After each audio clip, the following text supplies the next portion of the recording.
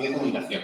Pero esto solamente el primero de otros muchos que va a haber sobre temas más o menos específicos. De hecho, algunos lo habéis elegido vosotros. Yo os paso una pequeña encuesta sobre qué temas os parecía que sería interesante hablar.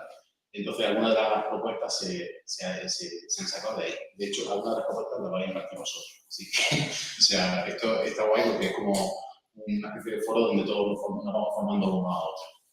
En este caso, el curso es sobre comunicación y el objetivo es que cuando acabéis las tareas de este curso tengáis que preparar las charlas para la fecha de diciembre, que tenemos la jornada de doctorado, y así ya lleváis perfectamente la presentación hecha, el post hecho y ya está. Así que el que no hagáis más trabajo, sino que el que vaya aquí ya os sirva para esa jornada. Miércoles 18. Miércoles 18, cierto. Vamos a hacer 4 sesiones. La primera, la de hoy, quizá la más intensiva porque es donde más cosas vamos a contar. Vamos a hablar sobre el storytelling, vamos a hablar sobre el pitch elevator, sobre la importancia de storytelling y sobre cómo usar la voz para convencer, aparte de para no hacernos daño y ese tipo de cosas. El día 25, el lunes que viene, hablaremos de muerte por PowerPoint y cómo diseñar un PowerPoint que no mate a nadie y que no nos aflija dolor a los ojos ni a la vista ni a nada. El día 28 hablaremos de la gráfica con estilo Entra para cómo diseñar un póster. De hecho, Paco me ha dado permiso para que pongamos sus pósteres, lo que se ha llevado a Abu Dhabi como ejemplo, así que así lo podemos criticar también entre todos. Y el día 3 de diciembre no voy a dar clase como tal, sino que lo que vamos a hacer es ensayar nuestras charlas y ver lo que habéis preparado, ¿vale? Ese día. Y os vamos a dar feedback y vamos a hablar de todo. Así que, bueno, si tenéis cualquier pregunta, cualquier cosa durante la charla, no esperéis. Me paráis, me preguntáis y sin problema, ¿vale? De todas formas, tanto la presentación como los textos que os voy a recomendar, como todo eso, va a estar subido a la plataforma. La plataforma ya tenéis acceso, podéis meteros, desde hoy ya tenéis acceso a la presentación y cuando pase el día de hoy también tenéis acceso para ver las tareas, para ver los textos y para responder una pequeña encuesta relacionada con la clase de hoy. Y podéis tener para responderla hasta la clase siguiente, ¿vale? Hasta el lunes que viene. Y así lo vamos a ir haciendo con todas las sesiones. Por supuesto, decir obligatorio y mandatorio que esto forma parte del programa de actividades de la cátedra de inteligencia artificial ética, responsable y de propósito general, aplicación en escenarios de riesgo. Es una de las partes que tiene la cátedra, aparte de la parte de investigación, transferencia, etc. Hay una parte de formación que es esta, aparte de formación que se da también al exterior. Bueno, pues vamos a hablar del storytelling. Pero para hablar de storytelling, quiero hablar de comunicación efectiva. Primero me voy a presentar un poquito y me voy a presentar en logos. ¿Por qué me presento en logos? Pues porque he participado en el rebranding del 90% de los logos que estoy viendo ahí. Yo sitio al que voy, sitio que le cambio el logo, le cambio la imagen y le cambio todo. Bueno, que sepáis, yo soy bioquímico de formación, hice mi carrera en la Facultad de Ciencias, en la Universidad de Granada, hice uno de los años de la carrera en la Pontificia de Católica de Chile y luego me volví a Granada. Empecé mi tesis doctoral en... ¿Por qué no se ve esto? Esto no sirve. Vale. Empecé mi tesis doctoral en la Politécnica de Madrid, donde hice el máster de biotecnología agroforestal. En el Centro de Investigaciones Biológicas estaba haciendo la tesis, me peleé con mi jefe, la dejé esa tesis y me vine a otra, también en el CSIC, el CEDIL, y con estancias en la Universidad de Nottingham. Cuando acabé la tesis, monté una empresa que se llama Laniakea Management and Communication. La empresa sigue funcionando, pero ya no depende de mí, lo hice fue traspasarla. En ese tiempo, completé mi formación en la parte de comunicación, hice un máster de cultura científica en la Pública de Navarra y en la Universidad del País Vasco y también tengo un curso de experto en gestión de proyectos de divulgación en la Pablo David. El año pasado me fui a trabajar en la Universidad de Coruña, trabajé en un centro de química y biología, me vine para Granada, estoy aquí en DACI y además soy presidente de una asociación sin ánimo de lucro que se llama Hablando de Ciencia, organizamos eventos, organizamos un montón de cosas y soy tesorero de la Asociación Española de Comunicación Científica. Y si a alguien le gusta la comunicación científica y pensáis en algún momento dedicaros semiprofesionalmente a ello, que sepáis que es una asociación profesional que vela por vuestros derechos. Y ya presentado, empezamos. Vamos a primero de los formatos de presentación. Me gusta hablar de esto porque hay gente que no tiene claro lo que es cada cosa. Y te encuentras que de repente dicen, no, voy a dar una charla corta de 45 minutos. Eso no es corto, ¿vale? Vamos a hablar del elevator pitch, aunque se supone que es entre 3 y 5 minutos y hay algunos problemas cortos y tal, para mí es entre 45 segundos y 3 minutos. Es la típica conversación cortita en la que tú presentas en muy poco tiempo la idea principal de a lo que tú te dedicas o a lo que estás haciendo. Es la típica conversación con un café delante, en un descanso, que dice, ¿y tú qué te dedicas? Pues yo a tal y tal y tal y tal y tal y tal y tal y tal. Esa persona puede ser que te haya preguntado por compromiso. No lo tenga 15 minutos. ¿Vale? Entenderlo un minuto o 3, como mucho. Entonces, ese discurso tenemos que ensayarlo. Y de hecho, hoy vamos a intentar aprender cómo preparar un pitch de evento. Un póster científico, sin embargo, hay dos versiones. Está el póster que es autoexplicado, es decir, que está puesto ahí para que la gente llegue, lo lea, se entere y no haga falta que tú le des ningún discurso. Y luego está el póster que lleva un apoyo conversacional. Ese apoyo conversacional debería de ser de 5 minutos o menos. Es decir, típica situación de un póster donde tú te pones delante, alguien llega, se para, ¿te cuento el póster? Sí, paca, 5 minutos y se va a otra cosa, porque vamos a ver 150 pósteres. Entonces, se supone que tiene que ser un formato para poder ver muchos pósteres en poco tiempo. Eso, con mucho, 5 minutos.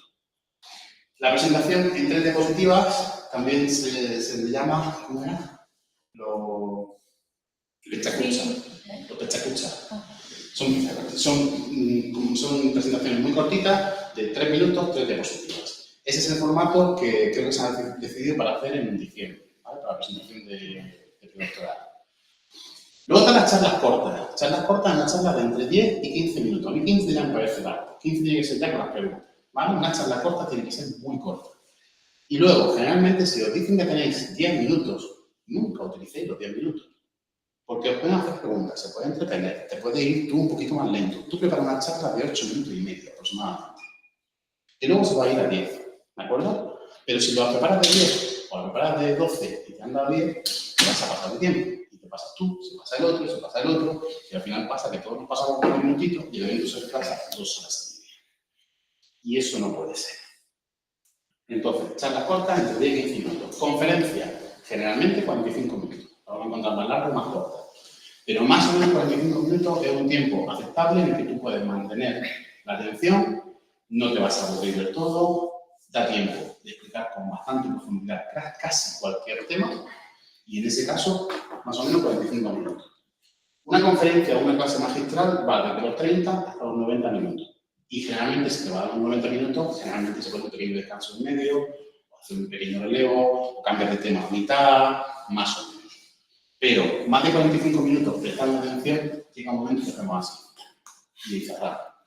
Y de hecho, a vosotros pasa, cuando las charlas aquí duran más de 1 hora y media, ¿qué pasa? Porque al final ya te duele el culo, te duele la espalda, y estás ya desesperado.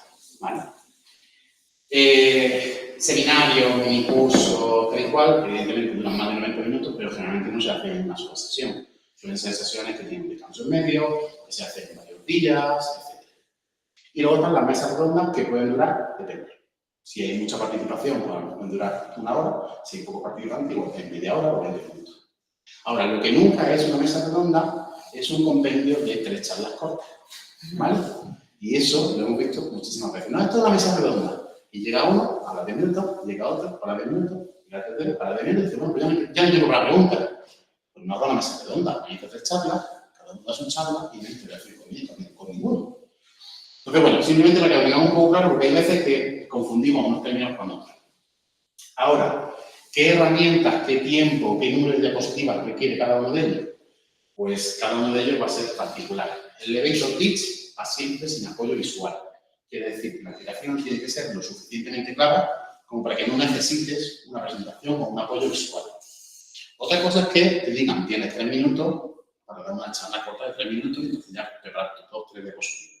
Pero un pitch de evento no lleva apoyo visual. Por tanto, el discurso tiene que ser lo suficientemente claro y las ideas tienen que estar suficientemente ordenadas como para que no requiera ese apoyo visual. El póster que vamos a hablar la siguiente fecha, el 28, ese no vamos a hablar ahora, pero básicamente tiene un gran formato, aunque también te puede llevar, por ejemplo, copias para que la gente se las lleve y ponerlas al lado del póster, lo que sea. La presentación de 3 diapositivas, pues 3 minutos, 3 diapositivas, 3 ideas principales, ahí no hay mucha duda.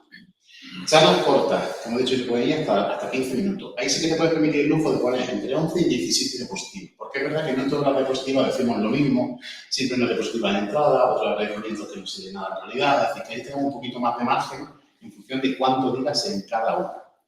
Pero la semana que viene vamos a ver las presentaciones que lo ideal es que más o menos cada diapositiva esté al mismo tiempo en vista. Es decir, que si cada una vas a hablar durante 1 minuto, que todas se mantengan durante 1 minuto y en todas acotes el discurso para que dure ese minuto. Entonces, si tienes 10 minutos, son 10 diapositivas, no nada más. Ahora bien, hay gente que va dando charla como hostias, se van pegando ahí, van, porque esto no sé qué, esta idea no sé cuánto, y a lo mejor utiliza 15 diapositivas por minuto, ¿vale? Eso es su estilo. Pero en las presentaciones que hacemos científicas generalmente tenemos muchas cosas que decir por diapositiva. Así que recomendación más o menos una diapositiva por cada minuto, por cada idea, más o menos. Entonces, conferencia de 45 o 50 diapositivas, la clase magistral pues muy variable, porque depende, igual que poner los espacios de una idea, seminario de curso muy variable y la mesa redonda generalmente va también sin presentación. A mí me sigue sorprendiendo cuando voy a una mesa redonda y me dicen, pero espera una diapositiva, y yo, pero en una mesa redonda tenemos a discutir, no venimos a presentar yo mi tema. Como mucho, dame 1 minuto al principio para presentar y plantear el tema, o plantear por lo menos, abrir un melón, y dejo ahí un melón plantado y luego ya empezamos a hablar de ello. Pero si me llevo diapositiva y empezamos a hablar, nos hemos comido 15 o 20 minutos de la charla y no hemos dicho nada. Bueno, vamos a hablar de comunicación efectiva. Me encanta esta diapositiva, o sea, hacer el curso solo lo hago para poner esta diapositiva. ¿Vale? Esta reunión puede ser un día. Esto lo hemos vivido todo. Pero esto refleja una situación que va mucho más allá. Y es cuántas veces utilizamos los medios de comunicación entre nosotros de forma inadecuada. Y eso hace que perdamos tiempo. ¿Sabéis en lo que más tiempo se pierde cuando trabajas en un trabajo de oficina? En lo que más tiempo se pierde. El email. ¿El email? No. No, mentira que... Los dailies. No, las reuniones son un poco así. Los dailies. No. En cambiar de tarea.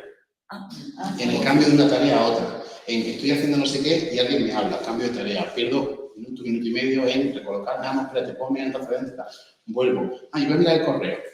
He perdido 2 minutos y pico. Ay, voy a ver no sé cuándo. Voy a hacer esos cambios de tarea desde que entramos, nos colocamos, nos identificamos, mierda, he perdido el usuario, tengo que poner la contraseña, en eso es en lo que más tiempo se pierde. Por encima de reuniones, por encima del burocrático, por encima de todo. Entonces, hacer un uso efectivo del tiempo es recomendable hasta para la salud mental. La comunicación efectiva tiene que ser siempre clara, empática y sobre todo tiene que haber una escucha activa. Si estamos luego hablando, yo estoy pensando nada más que en lo que te voy a decir y no te estoy escuchando, no sirve de absolutamente nada. Eso sobre todo en las reuniones. Hay que diferenciar lo que es comunicación efectiva de lo que es comunicación asertiva. Son dos cosas diferentes. La comunicación efectiva es cuando se hace énfasis en la claridad del mensaje. Rocío, necesito que te levantes, salgan fuera y te vayan a un saco. Es clara. Es clara, sí. ¿Es empática? No. ¿Vale? No es una comunicación asertiva. La comunicación asertiva es aquella que hace hincapié en otros factores que intervienen en el proceso, en la postura, en cómo te lo digo, en mi tono de voz, en si la orden es adecuada a nuestro estatus, etc. En si mantenemos la reunión, lo de pie, lo sentado, es decir, a eso se refiere. Entonces, la comunicación puede ser muy efectiva, y hay gente que es muy efectiva en la comunicación, pero es cero asertiva. Es decir, no tiene en cuenta nada más. Y eso es importante. Entonces, esa comunicación efectiva tiene que ser fácil, tiene que ser concisa, tiene que ser de interés y tiene que ser objetiva. ¿Vale?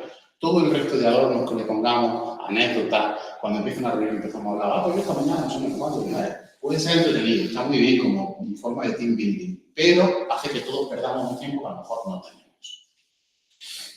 Elementos de una comunicación efectiva. La claridad, que no haya ambigüedad. Quiero hablar de esto y vamos a hacer esto y luego esto. Y esto lo propongo por esto y por esto. No es que yo he pensado que no sé qué, ¿por qué? No, bueno, cosas mías. No. Si empezamos así, no somos claros. La propiedad va de acuerdo con el nivel de formalidad. No es lo mismo una reunión de compañeros de trabajo que una reunión para un inversor o una reunión con posibles colaboradores en el futuro, que tenemos que acotar el nivel de formalidad a realmente que se ajuste a lo que estamos haciendo. Tiene que ser conciso, ¿vale? Esto se refiere sobre todo, aparte de un buen óptimo uso de las palabras, ¿cuánto tiempo dedicamos a esto? Hay reuniones que deberían de ser de 20 minutos. Pues 20 minutos y nos ponemos un timer. Esta reunión va a durar 45 minutos y decirlo al principio. Porque así, cuando la gente vaya viendo pasar el tiempo, vamos por el punto 2 de 10 y ya han pasado 40 minutos de los 45, vamos mal. Si nadie ha marcado cuánto tiempo va a durar la reunión, nadie sabe cuánto va a durar, entonces no puedo programar el resto de la mañana, yo no puedo hacer nada más. El feedback tiene que permitir el intercambio de ideas, bien sea en ese momento o bien se elabora un pequeño informe que se manda y la gente puede mandar ideas de vuelta. ¿Vale? La empatía, mantener una actitud abierta, de interés, de libertad de escucha, etc. La escucha activa es súper importante. Es decir, que tú no sabes que estés escuchando, pero estés haciendo cosas, estés viendo el correo, sino que de verdad estemos escuchando. Y esa escucha activa se ha perdido mucho, sobre todo con las videollamadas. ¿Vale? Lo que antes en una reunión no hacíamos, que de repente se cae el móvil y no ve otra cosa, online lo hacemos, vamos, la mitad de los que están online están ahora mismo viendo otra cosa. No pasa nada, es lógico, yo no lo estoy viendo, no lo vamos a juzgar, pero eso hace que la comunicación, que la escucha no sea activa, ¿vale? En realidad no es 100% lo que estamos haciendo. La comunicación no verbal es importante. No es lo mismo que yo tengo una reunión con Rocío, los dos sentados a este nivel, a que yo esté toda la reunión aquí. ¿Vale? Aparte de que puede dar miedo, no es horizontal, no estamos en el mismo. Y si lo que quiero es que lleguemos a un acuerdo, lo ideal sería que los dos estuviésemos en la misma posición. ¿De acuerdo? Igual que la típica reunión en la que todos estamos sentados a un lado y alguien está en la parte central de la mesa. Eso da la sensación de yo soy el jefe, yo mando, que vosotros acatar todo bien. ¿Vale? Y luego, por supuesto, el respeto, involucrar la atención plena. Cuando tú estás hablando, no me callo, cuando termine, empiezo a hablar yo, se pide turno de palabra, en fin, son cosas como más o menos básicas, pero que no siempre se hacen. La comunicación efectiva, vamos a hablar de los canales. Hay diferentes tipos de información que nos puede llegar, ¿de acuerdo? Esta información accesible, lo que tenemos en la página web, lo que está en Drive, lo que tenemos en Trello, la publicidad, un folleto, eso está ahí, puedes consultarlo cuando quieras. Esa información está para la consulta y podemos nosotros acceder cuando queramos, ¿de acuerdo? El correo electrónico es algo que yo tengo que mandarte y tú tienes que recibir. Y luego tú tienes que leerlo y procesarlo, ¿de acuerdo?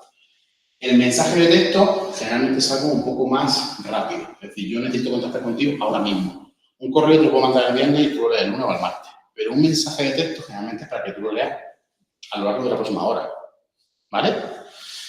Luego está la llamada. Más urgente que eso, nada. Yo te estoy llamando y creo que lo coges. Y si no lo coges, se ha perdido la oportunidad de contactar. Y luego están las reuniones. Hay reuniones urgentes, reuniones que se pueden coordinar a 3 años vista, hay reuniones que se pueden poner una vez a la semana, depende. Si atendemos al criterio de invasión, es decir, cuánto para mi trabajo, cada una de las formas en las que te vas a comunicar conmigo, lo que menos para el trabajo es la información. ¿Vale? Tienes la información ahí, la tienes en una carpeta, la tienes en un drive, en un documento colaborativo, tú míralo cuando quieras. Cuando tú tengas disponibilidad y puedas y sepas que no te interrumpe. Después están los correos. ¿Por qué? Porque el correo puede esperar. Me la han mandado ahora, pero yo tengo que procesarlo ahora mismo. Si es un poco más urgente, manda un mensaje de texto. ¿Vale? Si es muy, muy urgente, lo tienes que hacer ahora porque se acaba el plazo, porque me acaba el mensaje para hacer no sé qué, vale, entonces llamas. Y ya en última instancia, lo más invasivo de todo es la reunión, porque requiere todo tu tiempo. Te requiere a ti presencialmente, tu atención, todo pleno. Ahora, si atendemos a la urgencia, lo más urgente es una llamada. Después el mensaje de texto, después el correo, después la información. Y la reunión depende, puede o no ser urgente. ¿De acuerdo? Lo digo que muchas veces mandamos un mensaje de texto como si fuese muy, muy urgente, para algo que perfectamente podría esperar un par de días. Mando un correo. ¿Vale? O me llaman por teléfono para recordarme algo que tú te acabas de acordar. Me parece muy bien, pero posiblemente esa llamada me está parando a mí un proceso, me está parando una de las tareas que estoy haciendo y no era tan urgente. O al revés, se manda un mensaje en un correo electrónico y a las 2 horas te llamo por teléfono. Es que te mando un mensaje en un correo electrónico, lo vas a responder. Un correo electrónico no es tan urgente. Si era urgente, llámame. Entonces, hay muchas veces que no hacemos un uso eficiente de la comunicación y pues, nos pasa que perdemos mucho tiempo en esas reuniones que podrían ser un día. Vale. Vamos a entrar ahora a hablar del storytelling. El storytelling es algo que va a Lo vamos a usar prácticamente siempre. Lo vamos a usar en una reunión, lo vamos a usar en un paper, lo vamos a usar en una presentación, lo vamos a usar en cualquier sitio. ¿Por qué? Porque a la gente en los datos se le olvida, pero la historia no. Y lo que queremos cuando comunicamos algo es que la gente se quede con esa historia. Entonces vamos a intentar pensar siempre que lo que nosotros estamos contando es una historia. Y esa historia vamos a intentar que tenga su personaje, su inicio, su nudo, su desenlace, y que tenga algo que sea memorable para que se recuerde. Si planteamos así nuestras presentaciones y planteamos así nuestro póster, seguramente la gente lo va a recordar mucho más que si son simplemente un volcado de datos sin ton ni son, porque es que lo vamos a presentar y ahora ya está. Vamos a ver, una pequeña introducción, simplemente eso, contar historias. El storytelling no es más que contar historias, es algo tan antiguo como la humanidad. Antes de tener televisiones, antes de ponernos a escribir, antes de ponernos a hacer dibujos en las paredes, nos sentábamos alrededor de un fuego y contábamos una historia que había pasado ese día, compartíamos ese tiempo. Y esa historia, ¿vale?, son las que se recuerdan, las que van pasando de una generación a la siguiente. Las historias son herramientas para conectar con las personas, por eso tienen que tener un componente, no sé si personal, pero sí, por lo menos, sentimental. Cuando digo sentimental, no tiene que ser toda historia de amor y de pena, ¿vale? El asco es un sentimiento emocional. Emocional, efectivamente, ¿vale? Te puede hacer reír, te puede hacer llorar, te puede parecer interesante, te puede dar asco, puedes recordar porque es asqueroso, ¿vale? Pero lo puedes recordar. El caso es que son historias que nos permiten transmitir un mensaje que sea consistente, que cale y que no se olvide a la persona con la que estamos hablando. ¿Recordáis ese anuncio de la lotería? ¿Sí? Lo importante es compartir, el premio es compartir. Fijaros qué tontería, pero ese mensaje le quedó a todo el mundo. Esa persona que se ha olvidado de comprar, porque sabe estadística o por lo que sea, no ha comprado el número de la lotería, porque sabe que es más probable que tenga que comprarla que toque la lotería, pero alguien se la ha guardado. Eso es que no podemos entender.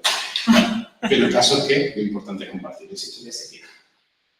Ingredientes de una narrativa. Tiene que haber un mensaje, tiene que haber una idea fuerza que sea la que tú vas a transmitir.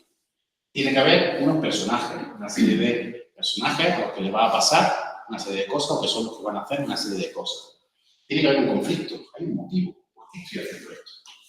¿Vale? ¿Por qué estoy contando esto? ¿Por qué hago la tesis de este tema? ¿Por qué escribo un póster de esto? Tiene que haber un tono. El tono es serio, es formal, es cómico, es informal, hay que elegir un tono para comunicar. Y sobre todo un contexto. ¿En qué contexto escribo esto? ¿Es un congreso? ¿Es una historia? ¿Es una reunión personal? ¿Es una motivación personal? ¿Quiero convencerte para que metas pasta en la spin-off que voy a abrir? No sé. Tenéis que tener un contexto siempre. Luego están los lemas. El lema, básicamente, tiene que ver con el objetivo principal de la historia que yo voy a contar. Si es interesante, si es algo entretenido, si es un tema universal del que quiero hablar, si es algo educativo, en fin, tenemos que elegir cuál es el lema, en qué contexto estamos marcando esto, ¿de acuerdo? Tiene que ser claro, tiene que ser conciso, tiene que estar organizado y tenemos que poder interpretar claramente los elementos que hemos estado hablando antes. Mensaje, el tono, los personajes, conflicto, etc. Luego hablamos del paradigma de Field. ¿Qué es el paradigma de Field? Básicamente lo que todos conocéis. Acto primero, acto segundo, acto tercero. Inicio, nudo, desenlace. Planteo las cosas, pasan cosas, conflictos, no sé cuánto, y al final pasa lo que sea. ¿De acuerdo? Tenemos que plantearlo de esa forma, porque esa historia, esa forma de organizar la historia es antiquísima. Se tarda menos en olvidar que si simplemente ponemos las cosas así desordenadas, sin ton ni son, sin un inicio, sin un storytelling y sin nada. Y luego está el logline, o la premisa, ¿vale? Es la cuestión dramática central, es la idea central de lo que vosotros queréis contar. Tiene que poder sintetizarse en una o dos frases, ¿vale? Para mí, lo mejor es que intentéis sintetizar la idea que vosotros queréis contar en esa frase o en esas dos frases. Y después empecéis a construir todo lo demás. Después empecéis a hacer la presentación, empecéis a hacer la introducción, empecéis a hacer el resto. ¿Pero por qué? Porque ahí tenéis claro quién es el protagonista, qué es lo que quiere conseguir, cuál es el obstáculo, o cuál es la dificultad, o cuál es la premisa, etc. ¿Vale? Esto lo podéis aplicar a lo que queráis, ¿vale? Resulta que yo tengo un objetivo que es resolver un problema, la teoría es aquella, pero no funciona, Entonces, mi protagonista, que es lo que yo voy a hacer ahora, es la que va a superar. ¿De acuerdo? Es decir, no hace falta, cuando hablamos de storytelling, no siempre es vosotros observando a alguien ni nada de eso. Y luego está el MAUSU. El MAUSU es el acrónimo de motivación, acción, oposición, superobjetivo y urgencia. La motivación, ¿qué puede ser? ¿Qué es la motivación? ¿Por qué empiezo yo una historia? ¿Por qué empiezo una aventura? Tiene un problema que resolver, tiene un objetivo, algo que, yo qué sé, una incógnita que viene de hace mucho tiempo. ¿Cuál es mi motivación? ¿Por qué lo estoy haciendo? La acción es lo que hago. Para hacer esto, quiero hacer esto, y después esto, y después esto, y después esto, y después esto. La oposición, ¿qué es lo que me pone difícil? Es complicado de... ¿Cuándo empieza? No tengo contrato, esto no se ha hecho nunca, nadie me sabe ayudar, esto no se ha hecho nunca en el departamento. ¿Cuál es la oposición? El superobjetivo. ¿Qué quiero conseguir al final? No con este trabajo, sino con todos los trabajos que estoy haciendo. ¿Qué quiero conseguir al final de todo? ¿Vale? ¿Hacia dónde voy? ¿Por qué estoy peleando cada día con un ordenador? Para resolver cosas. ¿Vale? ¿Cuál es ese superobjetivo? Quiero conseguir la plaza de los señores de Londres. Lo que sea. Quiero tomar más, lo que sea. Y luego la urgencia. Esta puede estar o no estar. ¿Vale? ¿Por qué tengo que hacerla ahora? ¿Vale? La urgencia, la tenemos clara, se acaba el contrato. Eso la tenemos carísima. Hay que entregar. ¿Vale? Vale. Los personajes. Cuando hablo de personaje y de su contexto, evidentemente no me refiero solo a vosotros como personajes, sino que los personajes puedo identificarlos en este algoritmo que yo estoy desarrollando, o este programa que yo estoy haciendo, o esta resolución. Podéis plantearlo como queráis. El personaje puede ser cualquier cosa, ¿vale? Pero sí que tenéis que pensar en todas estas cosas. El trasfondo. El trasfondo, ahí se refiere a las 3P. Aquí sí que hablamos de personaje, ¿vale? El trasfondo profesional, el trasfondo personal y el trasfondo psicológico. Cuando hablamos del trasfondo profesional, es el que siempre nosotros presentamos en primera instancia. Yo he estudiado no sé cuánto, trabajo en no sé qué sitio y quiero resolver esto, ¿vale? El trasfondo personal es cuáles son mis motivaciones por las que estoy haciendo esto. Tengo una familia no sé cuánto, me gusta mucho trabajo llegar aquí, tal y cual, entonces por eso el esfuerzo, etc. Y luego está el trasfondo psicológico, ¿de acuerdo? Y eso, evidentemente, si no vais a escribir literatura, pues igual no nos hace falta. Pero siempre hay un trasfondo psicológico de cuáles son las circunstancias internas de ese personaje que le llevan a esforzarse tanto con una cosa que a lo mejor puede estar haciendo otra cosa. ¿Por qué no es ebanista? ¿Por qué no está poniendo copa en los sitios? ¿Vale? El deseo, ya sea consciente o inconsciente. ¿Qué quiero conseguir? ¿Dónde está ese? ¿Cuál es mi motivación última para conseguir esto? El conflicto interno, que es lo que hace que yo avance y me pare, avance y me pare, avance y me pare, que es lo que me está conllevando una incomodidad en ese proceso. La peculiaridad puede ser, pues este personaje es cojo, o es no sé cuánto, o es rubio, se lleva un sombrero, se lleva no sé cuánto, yo qué sé, lo que sea. Esa peculiaridad puede ser algo que nosotros queremos destacar de nuestro proyecto, ¿vale? Resulta que la peculiaridad de mi algoritmo es que además es un algoritmo eficiente, un algoritmo verde que consume muy pocos recursos de no sé cuánto, ¿vale? Esa peculiaridad no necesita de punta, porque el cliente va a recordar muchas veces. El defecto, si hay algún secreto, ¿vale? Que tenemos que resolver. El punto fuerte, si hay algún momento de conflicto de verdad fuerte, el temor. Si el personaje cae bien, si no cae bien, si es verosímil. En fin, ya todas estas cosas sí que es verdad que nos metemos mucho más con historias, si queréis escribir, etcétera, o si queréis montar un storytelling en torno a vuestro trabajo.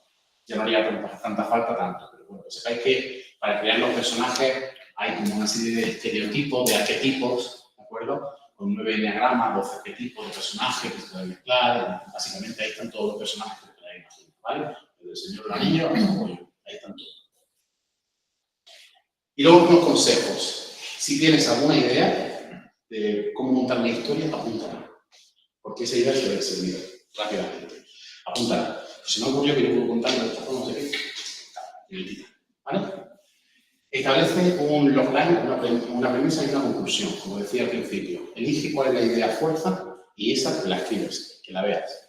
Porque todo lo que hagas después, la introducción, el cómo lo cuenta, el cómo lo desenlaza, qué información muestra, etcétera, todo tiene que ir en torno a esa idea principal.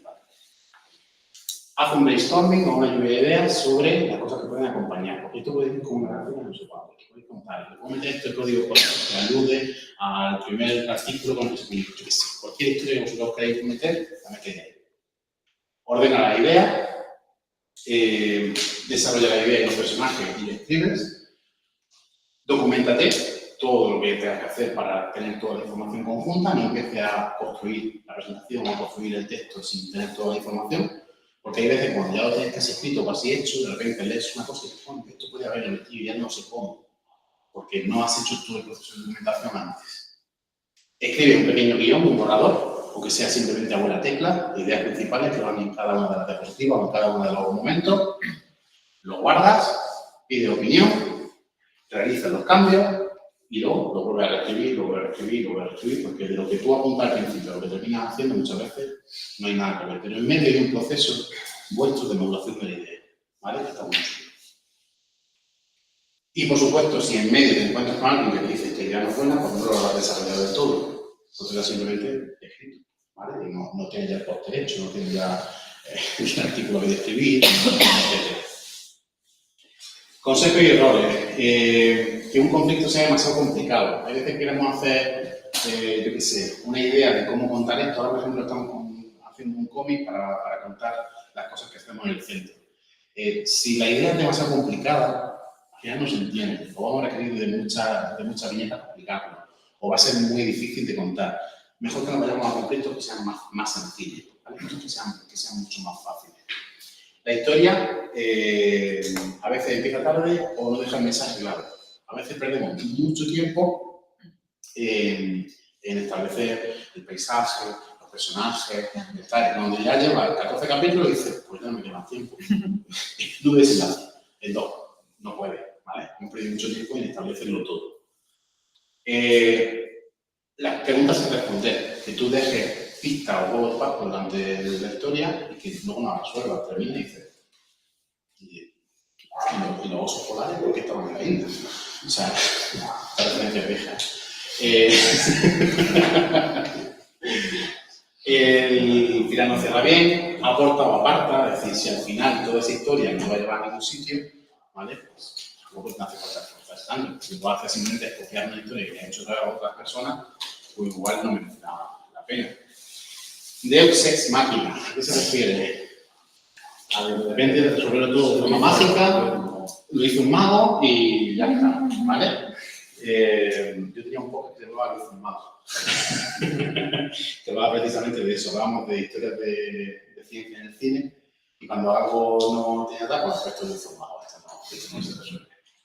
Los clichés, los ejemplos manidos, a la gente le suele aburrir, ¿vale? Hay que intentar buscar una vueltecita. Y sobre todo, ego fuera. Si la historia no es buena, si os da una mala crítica, reacciona, no pasa nada. Por eso es importante primero hacer un guión y después empezar a desarrollar. Vale. A la hora de plantear una comunicación, ya nos vamos a salir un poquito del storytelling. A la hora de plantear una comunicación, queremos que esa comunicación llegue a las personas, ¿vale? Queremos que sea efectiva. Y para eso vamos a organizar seguramente un pequeño curso con un psicólogo que nos va a hablar de temas de comunicación efectiva y de todo este tipo de cosas, pero hasta entonces simplemente os quiero plantear algunas ideas. Herramientas de comunicación, tenéis que tener en cuenta que vas a triunfar en la medida en que sepas comunicar lo que estás haciendo. Y eso es tremendamente importante, porque con vuestra forma de comunicar vais a conseguir unas colaboraciones, vais a conseguir financiación, vais a conseguir el siguiente colaborador que os va a resolver tal tema, vais a conseguir un montón de cosas. Entonces, en la medida en que vosotros sepáis comunicar vuestro proyecto de investigación, vais a triunfar en vuestra carrera. Esto es tremendamente importante, ¿vale? Porque eso es lo que os va a permitir conseguir esas colaboraciones claves, que le caiga bien a esa persona que va a ser la siguiente persona que te va a colaborar, o financiar, o te va a conseguir el siguiente contrato, o lo que sea. Entonces, tened en mente que toda oportunidad de comunicar hay que aprovecharla. Comunicar, el objetivo, comunicar a las partes interesadas la propuesta de valor de una manera coherente, significativa, que genere confianza, etc. Tampoco podemos, cuando estamos comunicando algo, no lo podemos hacer de forma dubitativa. Tenemos que tener clara la idea. No, estoy haciendo esto, por esto, por esto, por esto. ¿Por qué estás haciendo? pues yo qué sé, porque me lo ha hecho mi director de tesis, porque es que algo había que hacer, porque es que el revisor no lo ha pedido, porque eso no son respuestas, ¿vale? Hay que tener la idea mucho más clara. Y luego, toda vez que comuniques, es una oportunidad para iniciar una relación con alguien, etcétera, y esto vale hasta para ligar. Así que, aunque solamente sea por eso, hackear la mente. Hackear la mente. Estos son simplemente estrategias de comunicación y tener en cuenta cómo funciona un poco nuestro cerebro, ¿vale? El principio de coherencia. Atender a esto que trae el examen. El principio de coherencia es haz preguntas a tu interlocutor, ¿vale? Que va a responder de forma clara en un sentido que tú conoces. Y si tú sabes que esa persona lleva diario del Madrid, hacen preguntas que van a ir hacia sí, yo soy de Madrid, menudo partido de ayer, ¿vale? Es decir, tenemos que hacer preguntas que nosotros sepamos que va a responder en un sentido claro. Y luego aprovecharlas para meter la cuña de la siguiente frase, de la siguiente conversación que vayamos a hacer, ¿vale? Es el principio de coherencia, de qué bien que estamos alineados. A veces sale solo, a veces simplemente conoce a alguien y dice, joder, es verdad que pensamos igual, nos gustan las mismas cosas, pero hay veces que no. Pero tenemos que intentar crear esa coherencia. ¿Y eso cómo se hace? Conociendo a la gente. ¿Cómo se conoce a la gente? Pues iniciando en redes sociales, leyendo sus artículos, ¿verdad? Haciendo un trabajo previo. Haciendo un trabajo previo. Tú te vas a un congreso y quieres hablar con esa persona, que posiblemente sea la persona con la que no pueda ir de distancia, infórmate.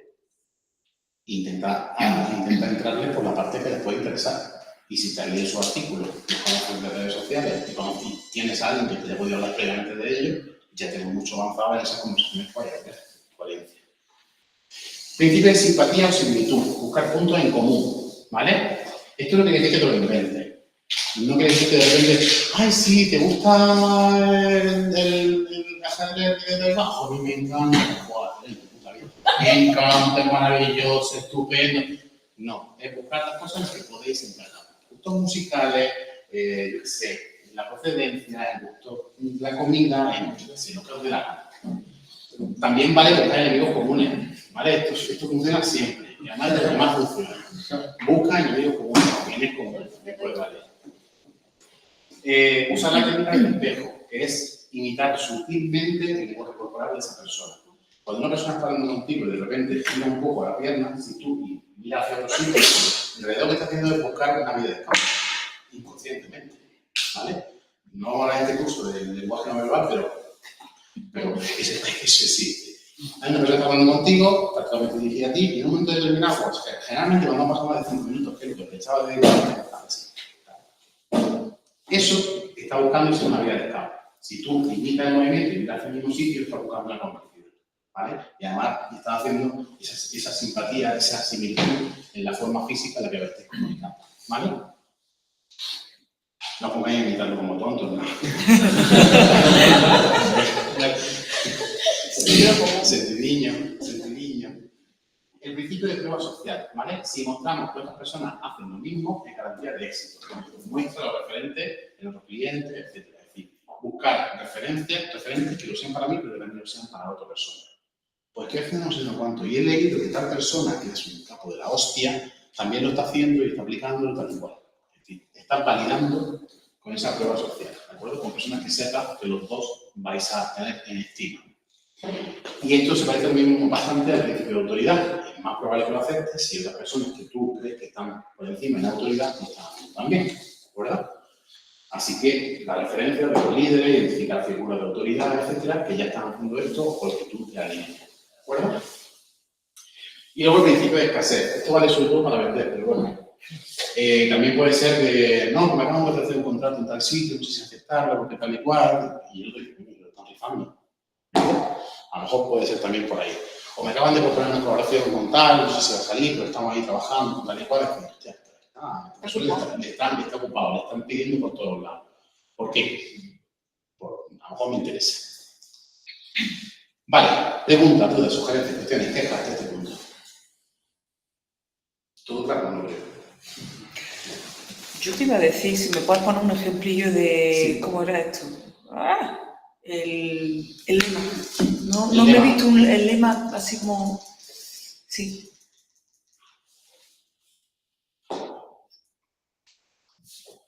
Vale. El tema de los lemas básicamente es en qué contexto tú estás estableciendo esto. Si es un contexto educativo, si es un contexto formal, si es un contexto de ligoteo, si es un contexto... Es decir, se refiere mucho a ese contexto. Y en ese contexto los objetivos van a ser uno o van a ser otro. Si el objetivo es profesional, lo que queremos a lo mejor es pues, colaborar, dinero, tal. Si el objetivo es educacional, lo que queremos es pues, coger recursos comunes, aprender estas cosas, establecer protocolos, etc. Es decir, tenemos que plantear un poco el contexto educativo, el contexto en el que estamos planteando todas estas cosas, ¿vale? Igual lema no es la palabra más que más se acerca. Yo esta información la tengo traducida de donde estudié, traducida como lema. Pero es verdad que igual no es la mejor, se refiere más bien al contexto. Si es un contexto de entretenimiento, si es un contexto educativo... Que no sería el eslogan. No es un eslogan, efectivamente. Se refiere más bien al contexto. Vale. ¿Fácil? Con la última, simplemente me ha recordado el siguiente, el que me ha recordado en ventas y tal cual, el crear el miedo, el inculcar el miedo a perder la relación, ¿no? Así. No, es que ya me quedan muy pocas unidades. Lo típico que te meten en booking, 3 personas más están viendo esta habitación. Por solo queda una. No hay nadie viendo. No hay nadie viendo. Pero te lo pones y además tú ves que tienes 2 habitaciones y hay 3 personas viéndolo. Lo van a quitar. Sí. Esa es un poco la premisa. Vale. Online learning. A ver si dejan un comentario o algo. Están viendo el Twitter. Voy a poner aquí. Todo genial. Todo muy bien por ahora. Sí. Has dicho en la parte de empatía, todo antes. Sí, bueno, te permite un poco conversación antes también. Hay simpatía o similitud que te pregunto algo. Sí. Ahí eso como enfocaría si hay mucha gente, que debería tener un curso con mucha gente, porque con una persona vale, pero con mucha gente. Sí, hay veces que a lo mejor en lugar de estar hablando con una persona, está hablando en un grupo. Sí. Entonces lo que puedo hacer es... Por ejemplo, tú ahora, no estoy hablando todo. Sí, estoy hablando todo, pero claro, en este caso el contexto es diferente porque estoy yo emitiendo y vosotros respondiendo. Pero en un contexto, por ejemplo, en el que haya 5 o 6 personas hablando, si de repente alguien dice, pues, ayer tuve un partido, no sé cuánto, ¿qué juega? ¿Qué pone juego? No sé cuánto. Es decir, a veces sí que es posible, incluso aunque haya más personas, pero es verdad que tiene que ser en un contexto más cercano, ¿no? En un contexto social en que hay una conversación más o menos informal. En una conversación formal o tal, es más complicado. Si estás en un aula, porque mucho habla con el que viene al lado, el que viene al otro lado, más complicado. Por eso, cuando se hacen dinámicas para que la gente se conozca, en lugar de poner así como en aula, lo que se hace es hacer corro, hacer grupos de estudio, hacer grupos de trabajo, es decir, se intenta que la gente se conozca de otra forma porque así es complicado. Pero sí, tienes razón, esto es mucho más probable cuando estás en grupos pequeñitos. También puedes buscarlo como cola para coger ticket o estás haciendo tal la acreditación, o estáis a punto de entrar en la sala, o acabáis de salir en ese pasillito de recorrido hasta que os vaya a la zona de póster. Ese tipo de tramos son los que se suele aprovechar para hacer este tipo de cosas. En política lo usan muchísimo. De hecho, no sé si habéis visto cuando hay cumbres ahora que está la cumbre del turismo y tal y cual, de repente le dan mucha importancia que el presidente de tal país, en el recorrido de no sé qué, no sé dónde, se ha puesto a hablar con tal. Esos 3 minutos de conversación pueden ser clave. ¿Vale? Por eso vamos a hacer hincapié luego en el pitch de Beito, en ese marcar una idea clarísima en 1 minuto para que ¿vale? Hay una pregunta de Arantxa. Dice, ¿qué recomienda hacer cuando la gente sientes que la gente se te está aburriendo? Como que las pierdes sin tener que hacerles preguntas para ponerle en compromiso. Tienes que bailar, tienes que... A ver, en el momento, cuando tú ya has preparado algo y crees que va a funcionar y detectas que la gente se aburre, ahí ya puedes hacer poca cosa, salvo darte cuenta de que por ahí no vas y abortar un poco en sí. Pero claro, tú tienes que tenerlo en cuenta antes. Tienes que conocer más o menos a quién se lo va a dar, cuál es el contexto, qué interés puede tener, cómo de aburrido, cómo de cansado puede estar, entonces lo tienes en cuenta para prepararlo. Una vez que ya estás, por ejemplo, imagínate que yo esta charla, en vez de pensar para hacerla aquí, pensase para hacerla en un grupo de marketing de 82. O sea, el contexto es totalmente diferente. Si de repente yo llego allí con temas de ciencia, y no les entiende, no les interesa, no les parece que eso vaya con ellos, ya tiene poco remedio. Más que puede hacer es improvisar y cambiar un poco el discurso sobre la marcha. O si ves que hay un pequeño de más interés con las cosas, entender que no esas cosas. Pero es verdad que cuando ya está en el momento, bastante complicado. ya hay muy poca solución. Cuando bailar, pues se pone idea. Puede bailar. Sí. Si regresan esa voz, pues ustedes no van a echar se van a acordar. Se van a acordar seguro.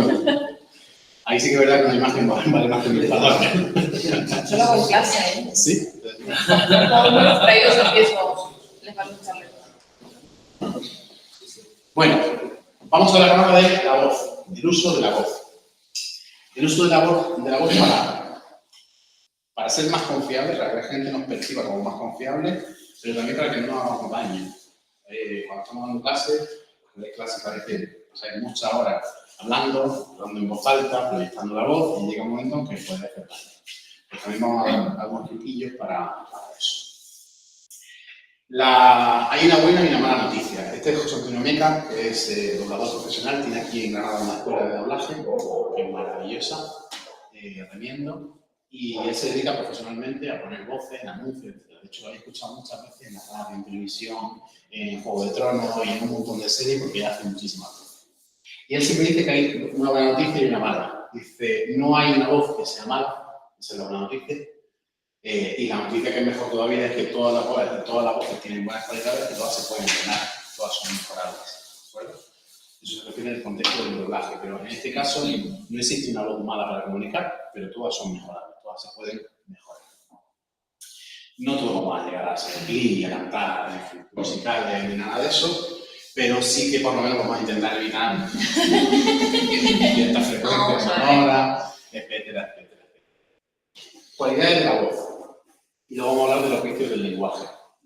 La voz es un instrumento que es muy complejo porque es de viento, de cuerdas y de percusión a la vez. Quiere decir que tiene características de estos tres tipos de instrumentos. Hablando del tema. Hablando del tema.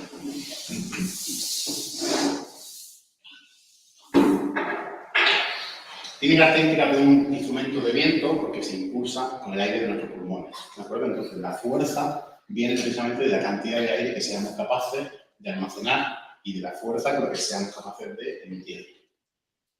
Es un instrumento de cuerda porque, en realidad, esto de las cuerdas vocales no está bien, no son cuerdas, son pliegues vocales. Eso es el fondo de la garganta. Es el fondo de la garganta.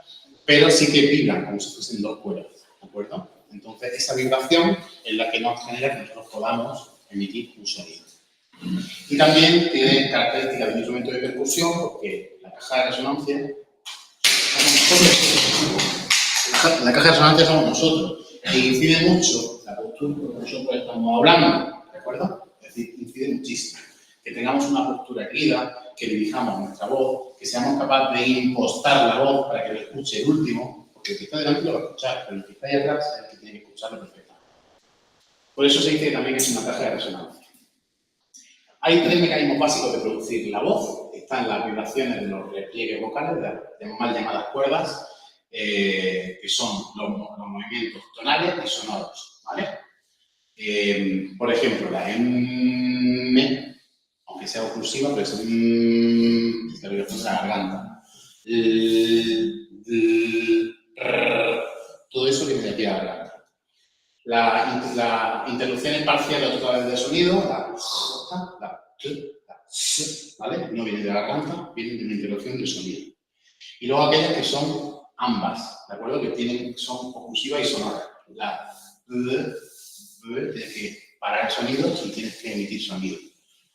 La G, la T, V, D, G, todo eso implica que en algún punto tenemos que interrumpir el paso de aire y además tenemos que emitir sonido. Y luego están las nasales, ¿vale? M, N, N, la que requiere de sacar algo de sonido por arriba, ¿vale? No sé por qué sale esto otra vez. En cuanto a las cualidades de la voz, yo me fijo en este esquema, que es un esquema que he copiado de Emma Rodero, que es una investigadora que lleva 20 años haciendo investigaciones sobre la voz. Y ella habla de la caja de sonidos que es nuestra voz. Se refiere a la intensidad, al tono, al timbre y a la duración, que no es una cualidad de la voz, pero tiene que ver en este caso, ¿vale? En cuanto, en esto ya estoy diciendo, vaya rollo, vamos a hablar de sonido, no sé cuánto. Bueno, pues voy a hablar de eso, pero voy a hablar para convencer a la gente, para que sepáis ligar mejor, para que os llevéis ese proyecto, para que hagáis la mejor fucking presentación de vuestra primera vez. ¿Vale? Entonces, ahora sí, hablamos de estas 4 cualidades del sonido. Empezamos con la intensidad. La intensidad depende de nuestra respiración y no es más que la fuerza con la que el aire sale de nuestros pulmones hacia afuera. ¿De acuerdo? Cuanta más capacidad diafragmática, es decir, del pulmón del diafragma tengamos, más tiempo vamos a poder estar emitiendo un sonido sin tener que coger una respiración, sin tener que respirar, sin tener que sin hacernos daño. Si solamente respiramos por la parte alta de los pulmones, ¿qué pasa? Que entonces, cada vez que quiero hablar, tengo que respirar y acabas teniendo acabas con los músculos hechos pedazos, con la espalda que te duele, etc. Y sobre todo, forzando mucho la cabeza, ¿de acuerdo? Entonces, cuanta más capacidad respiratoria tengamos y cuanto más respiremos con el diafragma y no con la parte alta de los pulmones, mejor. Depende de nuestra capacidad respiratoria, ¿vale? Y no sé si esto se va a escuchar, pero bueno.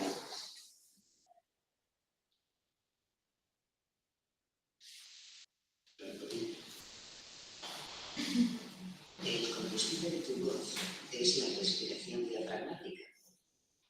Consiste en tomar aire sin cerrar los ojos y llevar el calor a los pulmones. Ahí están las costillas flotando. Como muy guapo es. Que no se escucha bien.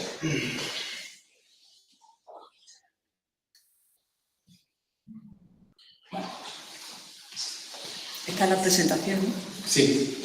Bueno, básicamente lo que viene a decir es que tenemos como 2 formas de respirar. Una es la parte alta de los pulmones, que es la que nosotros movemos con el pecho, y otra es la parte diafragmática que le movemos con la barriga, ¿vale? Para detectar si estamos respirando con una o con otra, tenemos que tumbarnos, poner la mano en la barriga y hacerlo, ¿vale? Como nos vamos a tumbar ahora, pues vamos a hacer sentado.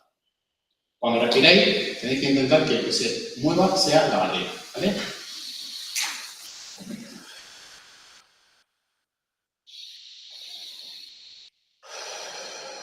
El pecho no se mueve prácticamente, porque si respiramos por la parte alta del pecho, estamos cogiendo un 20-30% de la capacidad respiratoria, que es muy poquito. Se supone que tenemos hasta 5 y 6 litros de aire. La mayoría, ¿sabes cuánto usamos? 1,5 litros, 2 litros de aire como mucho.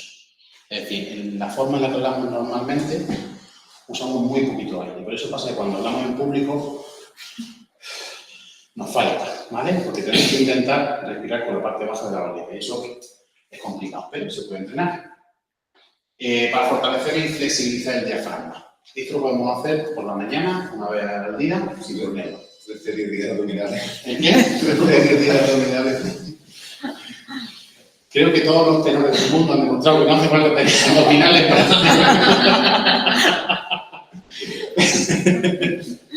Porque es el diafragma, no los músculos. Básicamente es coger el aire y soltarlo por tramos, ¿vale? Cogemos aire, todo lo podamos, y soltamos por tramos. Podemos, por ejemplo, hacer una S.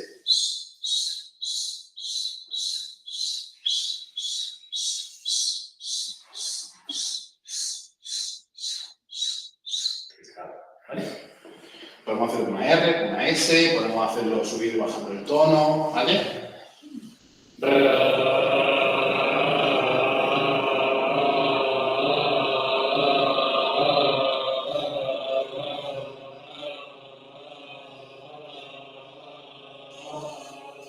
¿Vale? ¿Cómo vais a detectar que estéis mejorando? Pues como más tiempo podáis hacerlo, quiere decir que estéis cogiendo más aire, eso es evidente. Pero sobre todo en este caso lo que nos interesa es que estamos controlando la cantidad de aire que está saliendo. Con lo cual estamos controlando cómo vamos moviendo nuestro diafragma. ¿Vale? No solamente es coger y soltar aire, sino que estamos controlando cuánto sale en cada momento. Vale. ¿Con qué se identifica la intensidad baja del sonido? Con la vida. ¿Qué es lo que pensamos que es el sonido? Tímida. Tímida, que tiene poca energía. Introvertida. ¿Vale? Cuando alguien utiliza una intensidad alta, ¿qué pasa? Lo odiamos, que nos levanta por la mañana. ¿Vale? Entonces, ¿qué intensidad hay que utilizar? Cuando tenemos una persona que está triste, aburrida, que es introvertida, normalmente habla con intensidad baja, ¿vale? Cuando una persona es feliz, es entretenida, extrovertida, normalmente usa una intensidad energética. ¿Qué tenemos que utilizar nosotros? Una intensidad tendente a alta, que no es dar voces, es tendente a alta. Una persona que habla con fuerza es una persona que tiene ganas, es una persona que está en el momento, es una persona que tiene clara la idea, que te está diciendo las cosas a la clara, ¿vale? Ese es el tono, es la intensidad que tenemos que intentar tener. Insisto, no es dar voces, ¿vale? Es tener una intensidad tendente a alta. Hablamos ahora del tono. Depende de nuestras pliegues, de nuestras cuerdas vocales, ¿vale? A igualdad de intensidad, es decir, a la misma fuerza, una cuerda que sea gruesa se va a mover menos veces que una cuerda que sea muy finita. Quiere decir que si nuestros pliegues vocales son muy flexibles, vamos a tener un tono, y si son poco flexibles, vamos a tener otro tono. Esto también se trabaja, ¿vale? Y se puede entrenar, por supuesto. No quiere decir que ese tono tiene que ser siempre el más adecuado, ni quiere decir que cuando se habla arriba no podamos ser también agradables. Tenemos que utilizar un tono más o menos adecuado. Es verdad que los tonos más bajos tienden a percibirse como más confiables, tanto en hombres como en mujeres. Tienden a hacer eso. ¿Esto es una actitud machista? Seguramente sí. Seguramente sí. Pero que sepamos que además el tono de hombres y el tono de mujeres es diferente, porque tenemos una fisonomía distinta en la garganta. La clasificación de la voz humana la tenía ahí, yo más o menos la conocéis.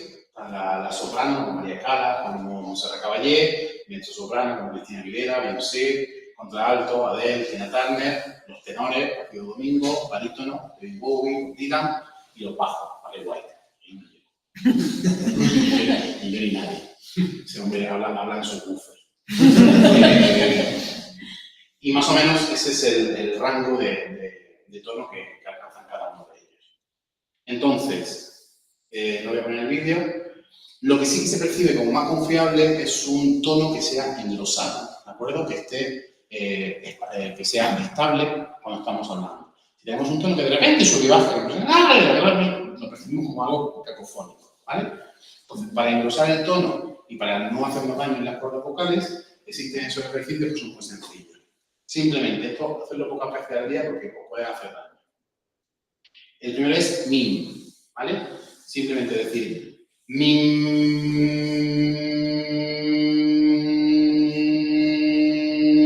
y lo mantenemos, ¿vale? Todo el tiempo que podamos. ¿Qué estamos haciendo? Provocando una vibración estable de los pliegues. Podemos subir el tono. Min, o podemos bajarlo. Min, lo hacemos unas cuantas veces, ¿vale? Podemos hacer también el de arriba, el ding dong, king kong, bing bong. Simplemente es king kong, ding dong, bing bong. Y lo bajamos el tono. King kong, ding dong, bing bong. Lo volvemos a bajar. Ding dong, king kong. ¿Vale? Hasta donde podamos. Con ese ejercicio lo que estamos haciendo es provocar una vibración estable, estamos calentando los pliegues vocales y vamos a provocar que no nos hagamos daño cuando hablamos. Vale. Entonces, ¿cuál es el tono adecuado? Hablar así, como igual. ¿No? O hablar, ¡ay, la parte de arriba! No, ¿verdad? Lo cierto es que el tono tenemos que adaptarlo, ¿vale? Aquí hay una cosa curiosa que se cuenta en el vídeo, cuando metéis la presentación lo veis, y es el caso de Margaret Thatcher. Margaret Thatcher, durante su carrera, al principio tenía una voz como muy suave, muy finita, muy la parte de arriba, muy su tono, además de la típica madre británica, súper amorosa, tal, y cuando se metió en política, bajó el tono, pero varias veces. Y de hecho tenía un profesor de canto que le enseñaba a bajar el tono para sonar como una política seria de hielo. Y eso se nota mucho en las conferencias que daba al principio y en las que daba al final cuando ya estaba gobernando. Un caso bastante curioso. Lo cierto es que no utilizamos el mismo tono cuando hablamos, lo vamos regulando, ¿verdad? Entonces, la voz tiene una poderosa influencia. Si tú dices la voz tiene una poderosa influencia, ¿a qué suena? Suena un robot, suena un poco raro. Lo importante es que siempre la frase la acabemos abajo. La voz tiene una poderosa influencia. ¿Vale? Acabas abajo. Si la acabamos arriba, ¿qué pasa? La voz tiene una poderosa influencia. ¿Y qué más? Parece que no ha acabado. Da igual lo que hagáis. Podéis cantar, podéis hacer lo que queráis. Esto es el esquema de Jardín de Córdoba. La voz tiene una poderosa influencia. ¿Vale? Lo importante es que ese tono acabe en la parte de abajo y si es una pregunta, acabe arriba. Pero tened en cuenta que si terminamos arriba, parece que quiero decir algo más. Entonces, ¿la clave es un tono grave? No, la clave es usar un tono adecuado para cada momento y eso sí, tendrá que tener un tono que sea engrosado y no hacerlo mal. El timbre es la suma del sonido que sale por los pliegues vocales más el sonido que sale por la caja de resonancia, ¿de acuerdo? Y el timbre de cada uno es particular. No hay dos personas con el mismo timbre de voz, o muy difícil. No os paséis cuando escucháis a alguien doblar, un actor de doblaje que dice, esta es la misma voz que Julia Roberts en tal y cual, esta es la misma voz que tal y seguramente porque hay muy pocos actores de doblaje con respecto a la cantidad de actores que hay normal y corriente. Entonces, es casi como una huella dactilar. Eso quiere decir que nuestro timbre es nuestro timbre. ¿Se puede modificar? Claro, cualquier cosa que hagamos modifica nuestro timbre, cualquier cosa que hagamos, cualquier modificación que hagamos, cualquier cosa que va a modificar el timbre, ¿de acuerdo? La buena noticia es que si utilizáis el tono adecuado y utilizáis la intensidad adecuada, cualquier timbre es adecuado. Eso sí, tenéis que tener en cuenta que para no hacernos daño, podemos hacer algunos ejercicios, ¿vale? ¿Por qué? Pues porque intervienen la boca, la lengua, los mofletes, el cuello, todo esto interviene en la palabra. Entonces, ejercicios que podemos hacer para no hacernos daño. Inflar los carrillos. Los dos. Uno, el otro. ¿Vale? Esto nos relaja un poco la boca. Sonreír muy fuerte y poner cara de asco. ¿Vale? Ese ejercicio de estirar todos los músculos y la cara de asco. Estirar todo abajo. Podemos ir alternando la cara de sorpresa, asco, peste y enfado. Eso es muy genial. Poner cara de sorpresa. ¿Vale? La cara de sorpresa, ¿cómo es? Vale, levantamos la ceja, terminamos una sonrisa. Es como, vale. La cara de asco. La traemos, vale. La cara de peste. ¿Vale? La cara de enfado. Continuamos, venga. Asco. Peste. Enfado. Alegría. Enfado. Es precioso. El caso es que hacer ese ejercicio por la mañana, delante del espejo y hacerlo siendo consciente de cómo vamos moviendo nuestra musculatura, hace que activemos toda la musculatura de la cara y hace que vayamos un poco más relajados. Y te veo mucho. ¿Y qué? Te veo mucho, digo. Tirar de la consulta.